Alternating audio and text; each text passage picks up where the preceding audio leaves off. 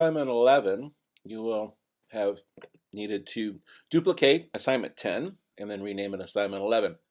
Open that up, and on your design layer 7 there, go ahead and collapse that and lock it, and then create a new layer by clicking on the new layer at the bottom and change the name of that to redlines. After that, you can get your shape tool. I'm going to use my rectangle tool, make sure it has a fill of white, there's no stroke on it, and cover the entire artboard. And it should rather stick to both edges there.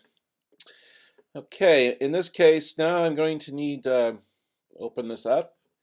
I'm going to change the name of the rectangle there to whiteout. Keep it highlighted. And I need my transparency panel, which in this case is down here if it's not, otherwise look at window transparency. Open that up, and as long as this selection here, you will be able to change the opacity. You can actually type in a number. I'm just going to go ahead and type in 70.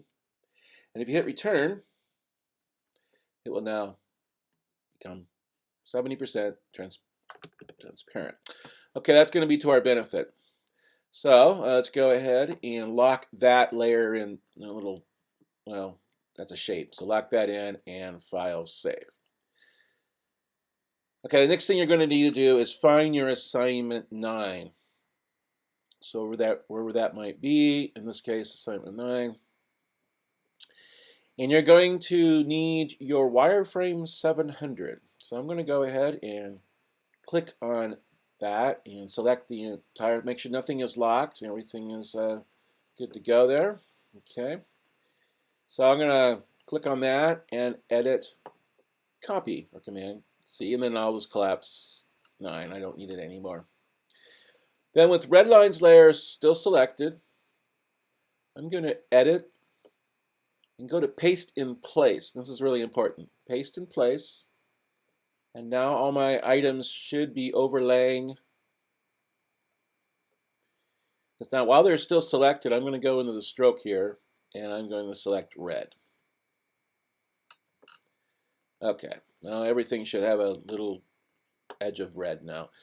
Now the text, we're going to throw it all away, so we don't really worry about that. So go into all your little, you can go in and actually throw away any text. You're throwing away text. I'm just going to leave that there. Throw out that. Go through here. I'm actually going to throw away item 2 also because it's really not necessary. And then go into item 1 here, and again okay, so I'm going to throw away long ipsum there. I'll throw away all that. Throw away that. I'm going to turn these buggers back on again though because they roll the rails, and then again I can even throw that away too. Go to my graphic here and I'll pop that away. And then I'm going to go to window, view fill in window. And I'm going to collapse item 1 and note that my social info and footer needs to move down towards the bottom where those items actually reside. So move all those down. Again, I'll zoom in there.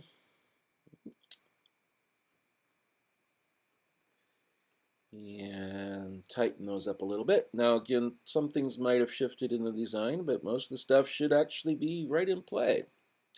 Sure enough, they are. So I'm going to make sure that that's everything else is aligned. I'll go into info here, and again the same thing. Throw away any of the text that's actually in there, and then turn on a little appropriate shapes. And one last thing in the footer here. Throw away the preference. Okay, and then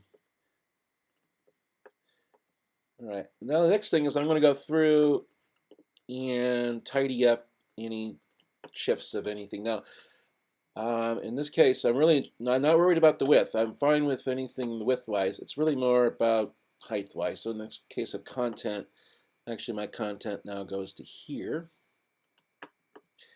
My CTA and my ruler. I'm going to hold down the Shift key and select both of those items and move them.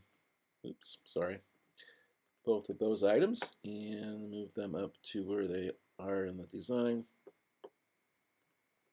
Line those down. And then do the same thing down with the items in the footer. Now with the social, again, throw away social. These aren't circles anymore. I can actually get rid of all of those, and I'll have to fix that in a minute. I'll go to info, and again, make sure that those are lining up to where they need to be, and the address, and that all looks correct.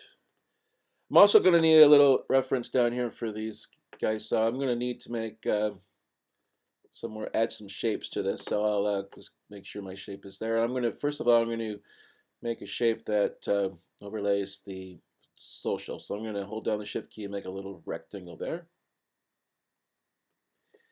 Yeah, I like that rectangle so much I'm going to replicate it.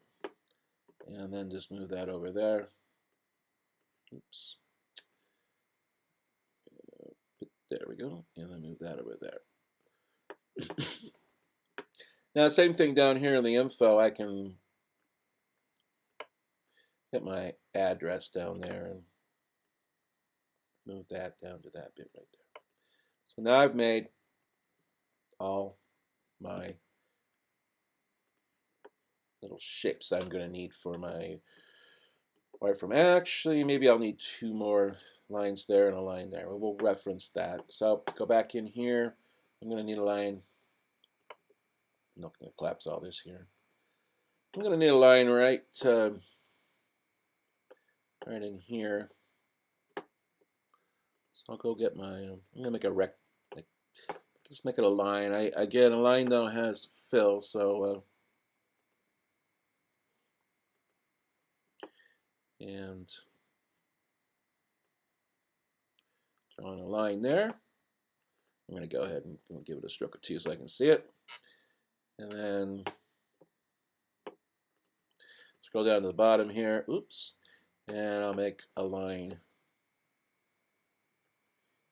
here. That's about right there. Okay, so that's fine with me. Okay, so I'm going to zoom out there, and those are my lines. So again, view fit all in window. So file save, and that's the end of part 1.